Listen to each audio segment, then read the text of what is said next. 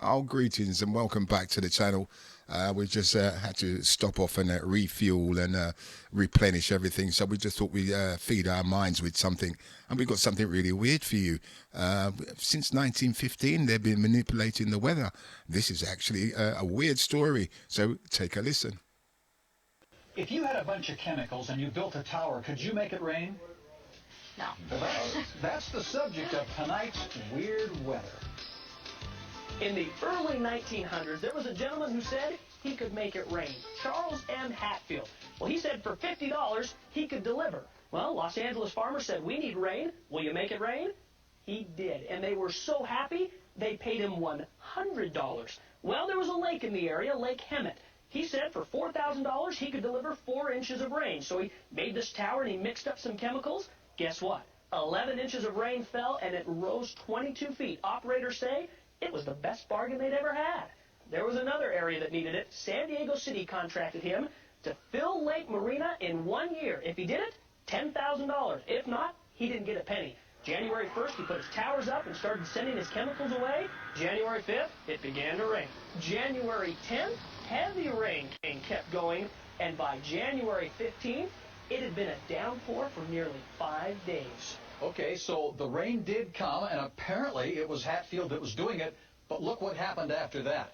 On the 19th, Marina Reservoir filled. The 26th, record-breaking rains were still falling, and the next day, dams were rupturing, huge amounts of water pouring out of the mountains, heading into San Diego. 20 people lost their lives. 35 inches of rain fell that month. Well, you can imagine there were lawsuits in the millions. The city council says, nope, we're not going to pay. Hatfield said, I'll settle for $4,000. Council said no. It went to the California Supreme Court. They ruled that was an act of God. Well, if that's the case, neither Hatfield nor the city was liable for the damages. Also, if it was an act of God, then that means Hatfield didn't do it. City council? Nope. They say they're not going to pay. Well, Charles Hatfield was known by many names. He was a cloud coaxer, a water magician, a moisture accelerator, the wizard of hope, a pluviculturalist, the great precipitator, but most of the time he was just known as Hatfield the Rainmaker. My. Should have bottled those chemicals. Maybe not. It was a secret, and even his brother didn't know, but the scientists of the day said there's no way that a man could do that. Well, he asked, well, it kept raining. Well, he was guessing lucky.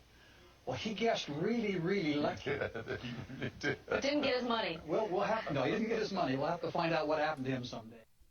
I tell you, that's Charles Hatfield. He made it rain in 1915. It made it rain a lot using chemicals. So have they been using weather and modification equipment since then? It was an interesting story, though. Like I said, we just stopped off to get some replenishment, So thank you for, checking us out. And, of course, like and subscribe. And, of course, never surrender your dreams. Constantly work towards your goals. Believe in yourself. And have faith in the Creator with a little bit of power, which is your own willpower. You can make it. It's 2023, and what's been hidden in the dark has now definitely come to light, and I'll see you on the next one.